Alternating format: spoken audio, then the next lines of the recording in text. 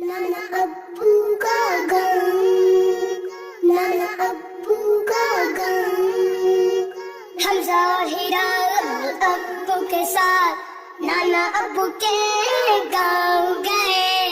हम ज़ाहिरा अब्बू के साथ नाना अब्बू के गाँव गए। नाना अब्बू का गम, नाना अब्बू और नानी अम्मी उन्हें देख के बहुत खुश हुए। नाना अब्बू का गम। शाम हुई तो नाना हमजा और हीरा को बाग ले गए। हीरा एक फूल तोड़ने लगी। नाना अब्बू ने उसे रोका और कहा, प्यारी बेटी, फूल पौधों पर ही अच्छे लगते हैं, इन्हें तोड़ोगी तो ये मुरझा जाएंगे।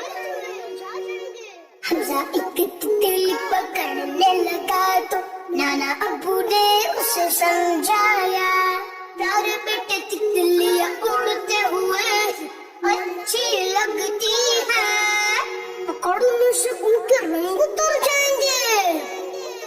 नाना अब्बू ने बच्चों को केले खाने के लिए दिए। हीरा ने केला खाकर छिलका वहीं फेंक दिया। नाना अब्बू बोले, प्यारी बेटी, केले के छिलके से फिसल के कोई भी गिर सकता है और इससे गंदगी भी फैलती है। कचरा हमेशा कूड़ेदान में फेंकना चाहिए।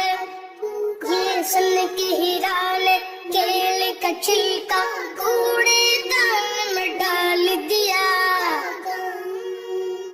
कुछ दिन